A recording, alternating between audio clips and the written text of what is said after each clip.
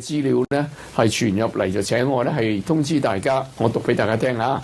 佢話短短30分鐘就會令你傾家蕩產，呢個唔係一般嘅電話詐騙，佢比電話詐騙咧仲更加危險。佢係咧博你嘅同情心，嗱，我哋好多人都有同情心啦。佢呢個係一個叫做求助詐騙，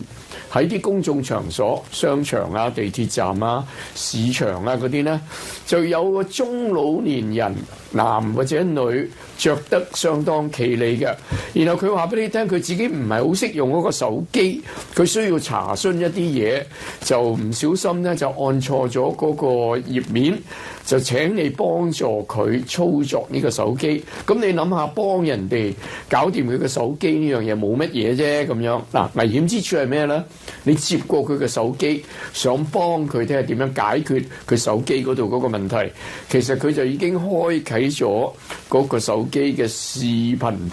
通話啊，仲有咧熒幕錄製、人臉識別嘅功能咧，呢啲冚唪唥已經開晒㗎啦。咁你揸住嗰個手機嘅時候咧，對面係有人監管住你嘅，即係你一睇住嗰個手機咧，對方已經影到你嗰個樣㗎啦。咁啊，你以為咧喺度幫緊嗰位老人家忙，但係其實咧你就喺度俾人哋搜集緊咧所謂生物識別數據。咁啊，呢個唔係普通嘅詐騙喎，你都而家知道 AI 啦，人工智能啦，佢攞到你摸到個手機，你個指模喺嗰度，你讀出手機上邊嗰啲號碼俾嗰位老人家聽，你嘅聲音同埋咧你嗰個面孔就全部喺對方嘅手中，咁佢就可以咧係模你嘅聲音、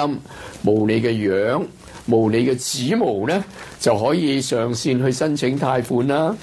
有啲消費嘅金融啦、信用卡啦等等啦。30分鐘你做完呢樣嘢，攞住個手機30分鐘咧，你就已經全部啲資料咧俾人哋係冇用晒咧，你嗰個損失咧可能好大嘅。所以大家要記住3樣嘢：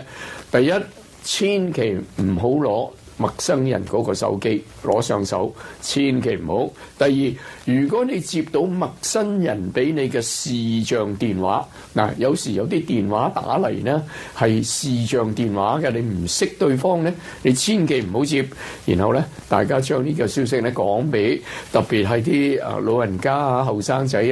啊、生性善良、願意幫助人嘅呢，係好容易上當，因為佢心地好，